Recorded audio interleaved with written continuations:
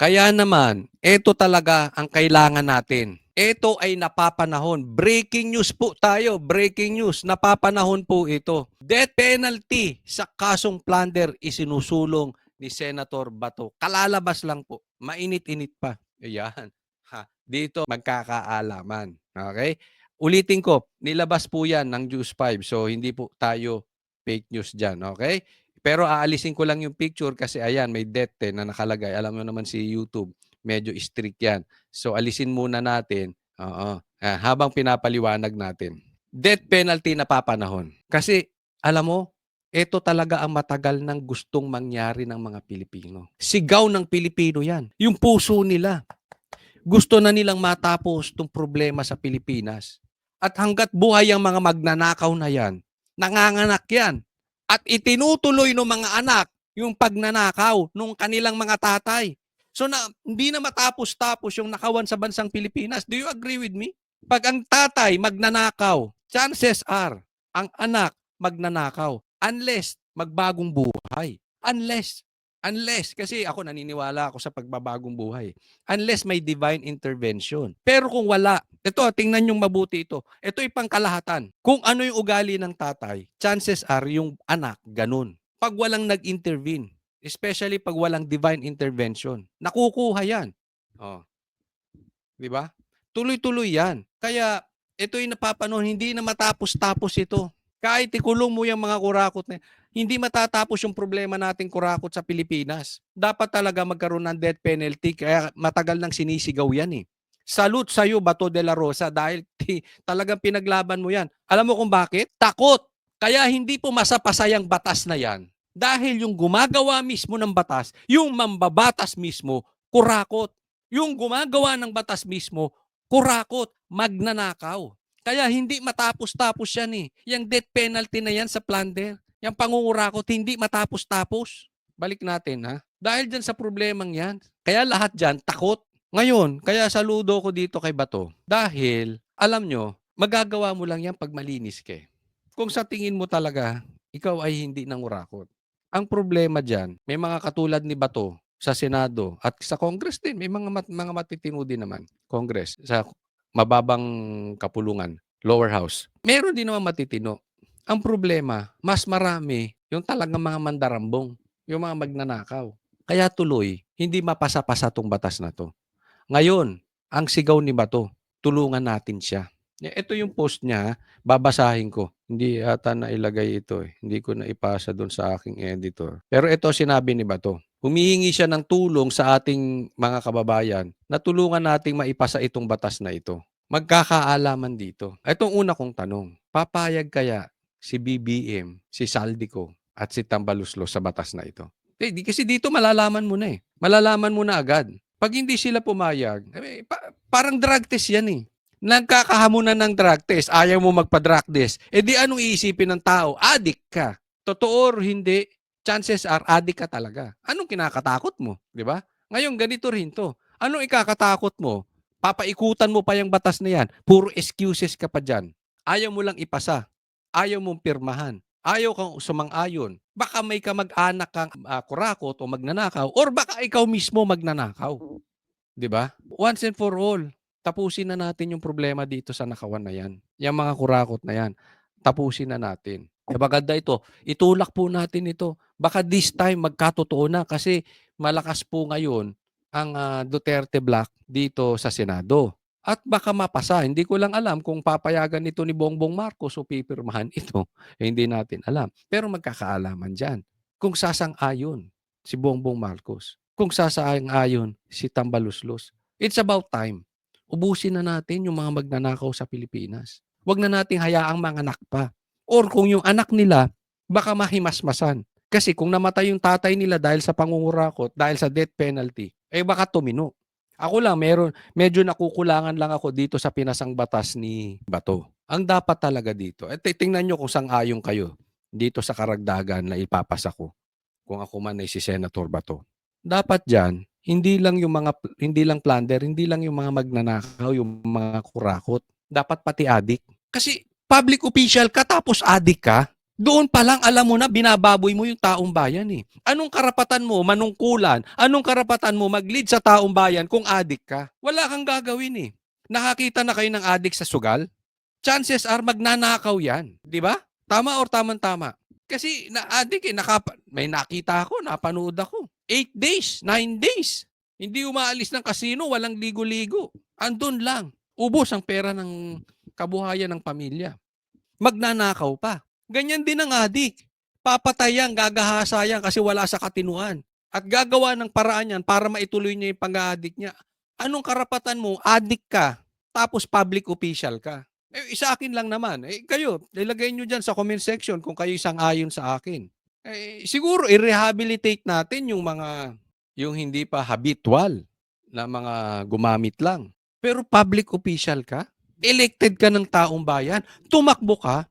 The fact na tumakbo ka, adik ka, dapat yung gawing illegal na yun. Di ba? Sasabihin nila, hindi ka pwede magdagdag ng batas. Kaya nga isa batas natin na kung mapatunayang adik ka at public official elected ka, dapat death penalty rin sa'yo nang hindi ka sa akin lang naman yun. Kung sa tingin ninyo malupit. Kasi para kung ikaw ay mayroong problema sa pera, kung ikaw ay sa tingin mo ay klepto, kung ikaw ay magnanakaw, di ba? Yung nahuli sa grocery, anong ginagawa? Kinukulong. Ano lang ninakaw nun? Sesto. Di ba? Yung mga namitik dyan ng cellphone, bugbog sarado. Magkano lang yung cellphone? 10,000, 15,000, 20,000. Maswerte na kung iPhone yung nanakaw. 80,000. Magkano lang yun? Yung iba, bilyon. Tapos namamasyal sa ibang bansa. Tapos wala tayong gagawin. Hindi nabugbog. Yung namitik nga ng cellphone, binugbog nyo eh. Di ba? So, yun lang, medyo kakulangan. Pero salute ako sa ginawa ni Bato. But hopefully, madagdagan po. Madagdagan. But unti-unti. Simulan muna natin sa plunder. Since yan ang ipinasok, iniingi ko po ang suportan ninyo ng aking manunood. Suportahan nyo po ito sa inyong Facebook, sa inyong social media, sa inyong YouTube, sa inyong Twitter. Suportahan po natin ito. Kailangan, it's about time. Ang tagal ko nang nabuhay. Makaka-relate dito yung mga kaedad ko. Ang tagal nang wini-wish ng taong bayan yan. Yung death penalty para sa plunder. Hindi matuloy-tuloy. Bakit? Hindi nga na-approvean. So, baka pag sinigaw nating taong bayan, makinig sila. Okay? Next topic po tayo. Tingnan nyo po ito. Katulad nito. Ano mangyayari sa investigasyon? Saldi ko, nasa US na para mag-medical treatment. Wow! Ang galing ng timing, no? Ang timing mo, Nantatapang ninyo maging kontraktor? Di ba? Isa daw to sa, di umano yung listahan. Anong pangalan ng kanyang kontraktor? Yung kanyang construction company? Di ba? Isa siya dun eh. Tapos kayo mag-iimbestiga kayo. Tapos ayaw nyo ipatawag si Saldi ko. Yun, nakatakas na. May medical treatment pa daw. Wow, galing. Pag-uwi niyan dito, naka-wheelchair na rin yan. Pagdating sa korupsyon, ang tatakaw. Hindi lang po hindi to si Saldi ko ha. Pangkalahatan, huwag kang guilty. Kasi yung iba, guilty. Pag kami nagsasalita ka, kala mo sa kanila tumatama lahat eh. Ito sa mga kurakot. Pag nangungurakot kayong nalakas ninyo, pag nasilip na kayo ng taong bayan, bigla kayong nasa wheelchair, mga animal. Bigla kayong nagkakasakit. Sa bagay, pag hindi ka naman nagkasakit dyan, ewan ko na wala ka talagang konsensya, maisipin mo, kulong yan. Talagang malilintikan ka sa taong bayan. Alam mo, mahirap dito. Gaano kataas ka, ganun din kalakas ang bagsak mo. Kasi pagka nawala lahat yung yaman at kinuha yung yaman, hindi ko alam kung paano tatayo to. Di bali yung mga mahihirap, kuhanan mo ng konti, sanay sila dyan eh. Yung iba nga, isang kotse lang, masaya na. Yung iba nga, motor lang, masaya na. Pero yung may 40 kang sasakyan, 60 kang sasakyan, gawin mong 5 sasakyan yan, baka mag-suicide yan. Bakit? Sanay na sila eh. Magkakasakit. Tingnan mo, pag nangayayat. Yung mga bonjing, pag nangayayat, tingnan mo, na-depress yan. Tanong ko sa kamera, anong klaseng investigasyon ang gagawin ninyo kung wala si Saldi ko? Anong klaseng investigasyon ang gagawin ninyo kung wala hindi nyo papatawag si Magalong? Dapat yan nagkaroon ng hold order. Di ba? Pumutok na yan eh. Ngayon, kung nauna siyang nakaalis bago pumutok yan, which I doubt, baka mamaya doktorin lang yung papel niyan eh. But anyway, let's give him the benefit of the doubt. Nakaalis bago pumutok lahat yung sitwasyon na yon. For discussion purposes. Patawag nyo pabalik. Pambira, yung dating presidente nagawa yung paraan para kidnapin, dalin sa dahig. Si Roque, binigyan ninyo ng warrant kahit wala sa Pilipinas. Ginagawa nyo ng paraan. Ang dami. Sino pa tong isa? Si Tebes. Nagawa nyo paraan pauwiin. Coach Oli, may kaso yun. May warrant yun. Hindi gawan nyo ng paraan. Senado. Kung ayaw, hindi naman gagalaw yung Congress eh. Sa bagay, hindi pa pwedeng tawagin ng Senado kasi nagre-respetuhan sila. Dapat talaga gumawa ang Congress dyan. Patawag ninyo. Pag hindi umuwi, pa-issuehan nyo ng warrant of arrest. Ganun naman ang ginagawa sa hearing, di ba? Ang tanong, ba't hindi nyo ipatawag? Abante! Ano yan, drama? Kaya kababayan ko, kaya sinasabi ko sa inyo, huwag kayong maniniwala. Be very wise, ha? Mga kababayan natin. Niloloko tayo dito. May drama po sa baha. Yung pagdikit nila, yung pagbabato nila sa bahay ng Diskaya, pagsusulat nila doon, pagrarally doon, meron silang pinoprotektahang tao. Dapat ang batuhin ng bahay. Yung, hindi po tayo nagtatawag ng gulo, okay? Pero hindi ko maintindihan. Bakit mas galit tayo kay Diskaya kaysa mas galit tayo doon sa mga bossing na mga politiko? Wala tayong magawang paraan. Alam nyo, Congress, kayong lower house, kayong mga congressman, kung kayo talagay, sinasabi nyo wala kayong paliligtasin dito kahit sino, gawan ninyo ng paraan. Pauwiin nyo to si Saldico. Hindi po natin pinagbibintangan si Saldico, okay? Para maliwanag lang. Pero kung yung iba nagagawa nyo ng paraan, kung gusto nyo ng credibility sa investigasyon nyo, otherwise, wala kaming nakikitang magandang patutunguhan yung investigasyon nyo kung hindi lang patutungo sa Duterte. Ito po, hahanapin nyo yung nakaraan. Ito, harap-harapan. Tumakbo, hindi nyo mapatawag. So nananawagan kami sa inyo, sa inyong mga congressman. Walang maniniwala, wala kayong credibility sa harap ng taong bayan sa mag-imbestiga dyan kung wala yung mga key people. Hanggat hindi nyo mapauwi si Saldico. Hanggat di nyo ginagawa ng paraan. Ipatawag ninyo. Pag hindi mo umuwi, isyuhan ng warrant. Ginagawa nyo sa iba, gawin nyo rin sa kabaro ninyo. Kung hindi kayo kasabwat. Kung wala kayong tinatago. Kung hindi kayo mismo rin magnanakaw. Diba? Kaya magkakaalaman ngayon. Baon na po kayo. Malalim na po itong sugat na ito. Sa taong bayan, wag po tayong mapayag. This will be their next step. Kukuha sila ng fall guy. Kukuha sila ng maituturo. Taong bayan, maging listo po tayo dito. Huwag tayong papauto. Next topic po. Ito, pag-usapan natin to si Puno ng gagalaitin na naman at tayo mga kasamaan niyang tagapagtanggol ni Tambaloslos. Di umano. Nawalan na ng buhok eh. Nakakatanggol siguro ito. Sige, pasok. We are not trying to be difficult, Hindi kami nanggugulo dito, no? Ang problema namin Paano talaga, hindi kayo nanggugulo unang-una pa lang? Ha? Nagkakaroon ng investigasyon, ayaw mo pumayag ng investigasyon. Gusto mo ang mag-imbestiga dyan sa flood control projects, Kamara. At the get-go, at the very start, ayaw mong paimbestiga. Gusto mo kayo. Una pa lang yung motibo mo, questionable na eh. O, puntahan natin ngayon to. is ayaw namin tanggapin itong basurang trabaho, no? Tapos kami na naman ang masisisi. If we solve it, sasabihin na re-align namin yung buong budget. Kaya kinanana naman ng mga congressman yan. If we don't touch it, di parang complicit na kami sa lahat ng kalokohan na kinikita namin. So sala sa init, sala sa lamig eh. Ito ibig niya sabihin. Pag tinanggap nila yung basurang trabaho pinapasa kasi binalik eh. Okay? O kaya hindi nila ginalawan, kahit anumang gawin nila, pumunta sila sa kaliwa o pumunta sila sa kanan, masisisi sila. Diba? Alam mo kung bakit? Kasi nga, may problema kayo. Kailangan, kung gusto mong masolusyonan ng isang bagay, punta ka dun sa ugat. Bakit masisisi kayo ng taong bayan? Kasi ang problema, naandyan sa mga kasamahan ninyo. Hanggat hindi nyo mailabas yung sa tingin ng taong bayan, hindi kayo makapag-imbestiga. Kaya nga sinasabi ko sa inyo until such time, hindi nyo patawag si Magalong at hindi nyo bababalik si Saldico, yung tiwala ng taong bayan sa inyo, diyan sa ginagawa ninyo, wala. Same thing yan. Duda ang tao. Sa tingin nila, halimbawa, addict kayo at hinamon kayo magpa-drug test. Ayaw niyong magpa-drug test. Ang daming instances, evidence na addict. This is just an example. Tapos tapos tinawag pa ng dating presidente na addict, bangag. Tapos ayaw magpa-drug test. Anong gusto mong isipin ng taong bayan? Sasabihin mo, pag nagpa-drug test kami, sasabihin, dinaya. Pag hindi kami nagpa-drug test, sasabihin, addict. Di ba? Ayaw namin tanggapin yan. Excuses po yun. Yan ang tingin ng taong bayan. Pag hindi ka nagpa-drug test, excuses yun. Same thing dito. Pag hindi nyo ginalawan yan, excuses yan. Bakit? Ang problema kasi nandoon sa addict. Nagigets nyo po yung example ko? May problema kayo sa loob.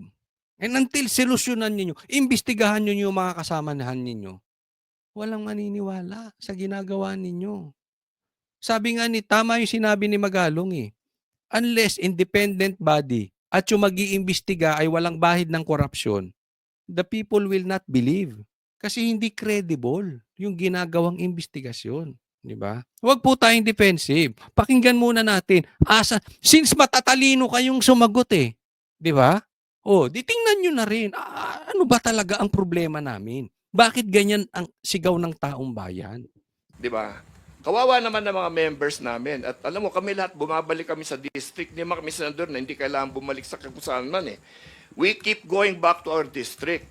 Alam mo, pag pumupunta kami doon, lahat itong mga nakikita nila sa mga dyaryo, siyempre tinatanong sa amin. Alam mo?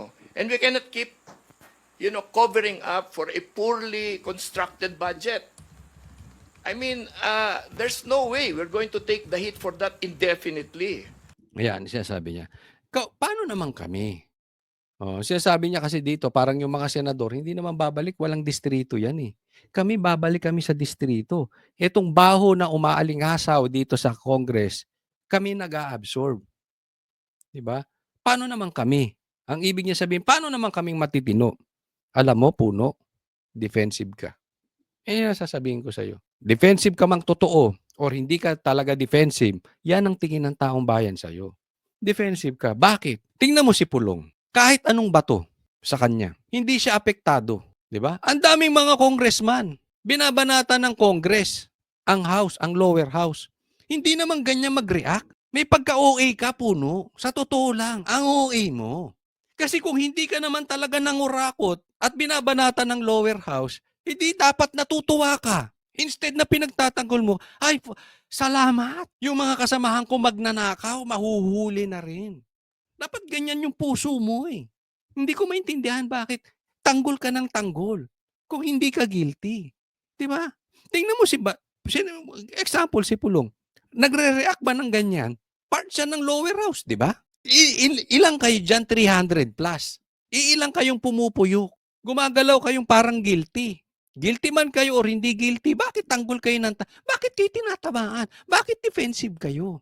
Kasi Coach Oli, yan ang sasabihin, sinabi niya babalik kami sa distrito namin. Binira kami ng binira. Siyempre, kahit di kami nagnakaw, damay kami. Hindi rin, huwag niyong gamiting excuse yan.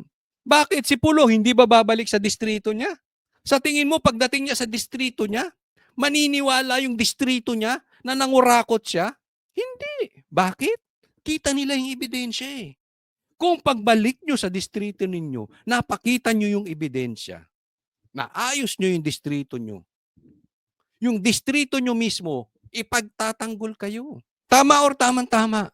So huwag ka dapat matakot. Kung tama ang ginagawa mo, people will defend you. You don't need to react. Tingnan nyo si Sarah, binabanatan na ng binabanatan. Walang binabayarang vlogger si Sarah. I can attest to that. Pero pinagtatanggol ng taong bayan. Bawas-bawasan lang please yung pagka-OA.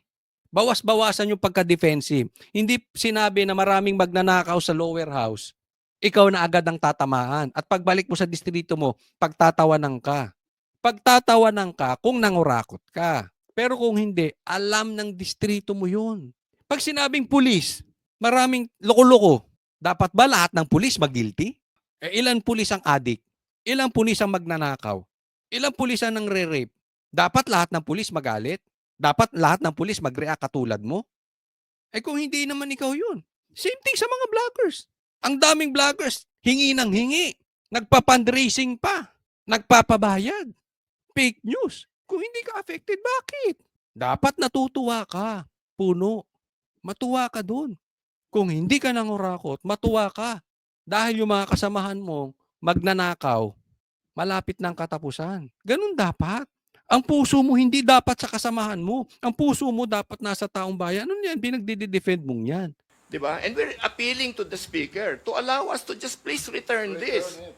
Diba? Return it. Para then they should think about it and give us a correct thing. Anyway, there is an instruction anyway to the Department of Public Works and Highways to, redo the whole budget. Di ba? Yun ang instruction eh. Oh, if they're gonna do that, that means we have to wait for that anyway. Di ba? So lahatin na lang. Anyway, sa akin, ang laki ng problema natin bansang Pilipinas na. Kaya gusto ko talaga matapos na tong death penalty. Maituloy ito. Anyway, yan eh. Kaya po, sa ngayon, ang talaga magagawa natin, maging matalino tayo. Especially sa DDS, pinapasukan tayo ng Trojan horse, pinapasukan tayo ng drama, pinapasukan tayo ng kaguluhan, nililigaw ang issue. No, wag po tayong papayag. Kung kayang pangalanan ni Bongbong Marcos yung 15 na kontraktor, dapat pangalanan niya rin itong mga politikong involved. Huwag siya magtago sa palda ni Claire Castro. Ngayon, eto, balita ngayon. Oo, ang nagsimula nitong balita nito, yung PTV4, state-sponsored na media outlet. Sila po ang unang naglabas nito. Okay? So, sinugod di umano etong bahay ni Diskaya. At may mga pinagbabato, pinagsusulatan na magnanakaw. O yan, nilabas po rin ito ng News 5. I-observe niyong mabuti. Kanina pa po ito, no? Bago lang, baka ngayon mas malaki na. Sa 3,000 na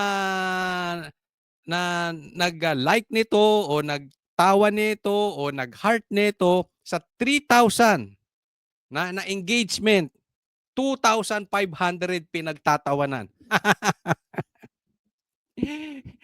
News 5 to Hindi po ito channel ng DDS. Hindi po ito channel ng mga vloggers ng mga DDS. Hindi po. Media po. Nakakampi nila. Di umano. Alam naman natin, di ba? News 5 po. News 5. Pinagtatawanan yung balita. Bakit? Bakit po? Alisin lang natin habang dinidiscuss natin. Kasi sinugod po yung bahay ni Diskaya. Dahil sinasabi, kayo mga kurakot kayo. Basta sinisisi ang Diskaya dahil dito sa mga ghost projects at dito sa flood control projects. Okay? So yan po ang pag-uusapan natin. Aalisin lang natin kasi fina-flag ni YouTube pagka may mga ganyang mga graffiti Okay? Pero eto, mga kababayan ko, alam na ng mga Pilipino na talagang panliligaw ito. Kasi doon sa 3,000 engagement, 2,500 tumatawa.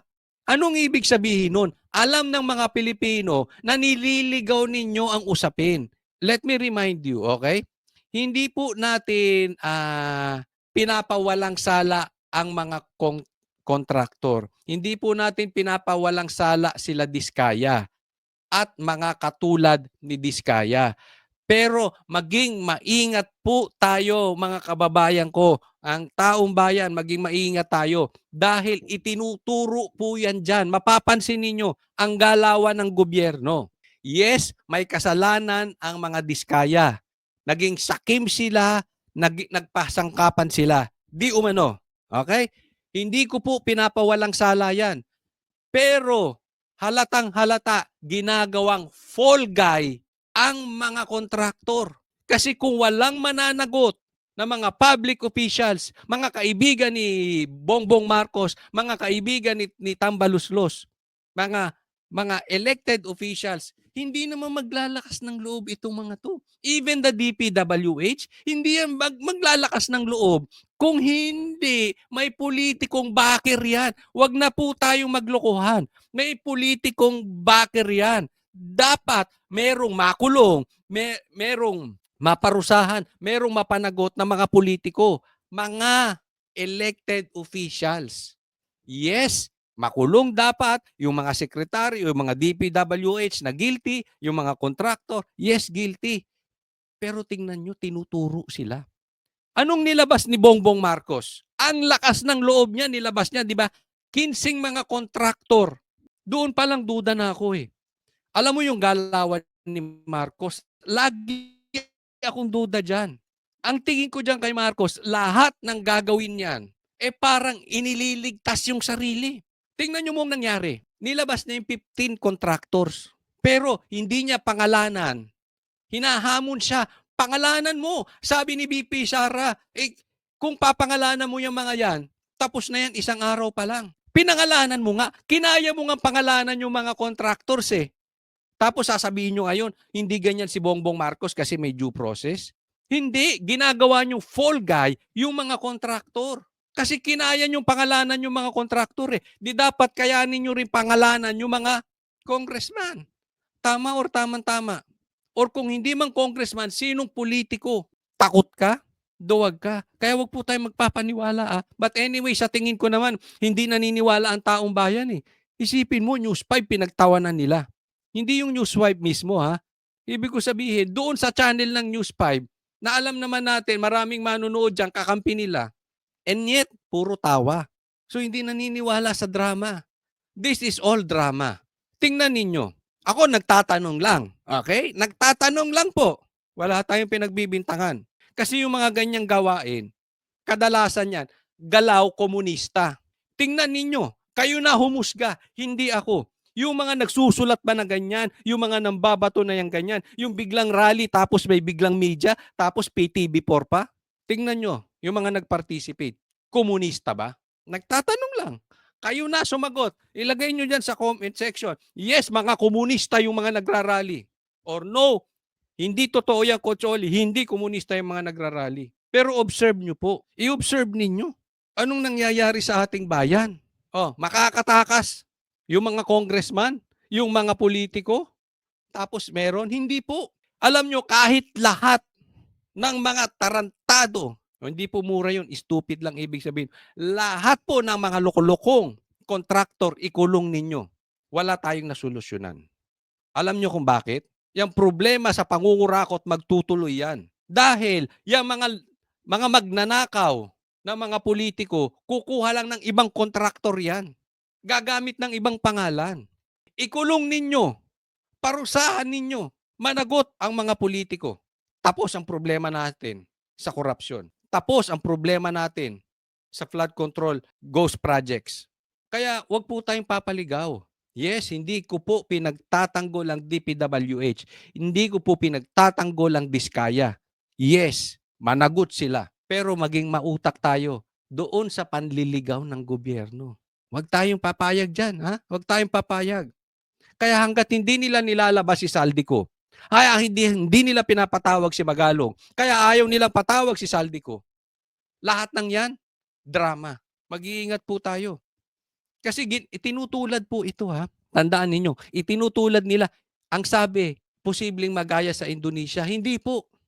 Kasi nagkagulo sa Indonesia, pinagbabato yung mga kurakot. Hindi po.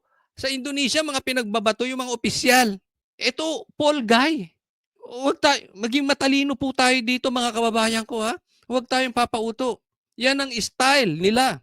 Even to us DDS, anong style nila?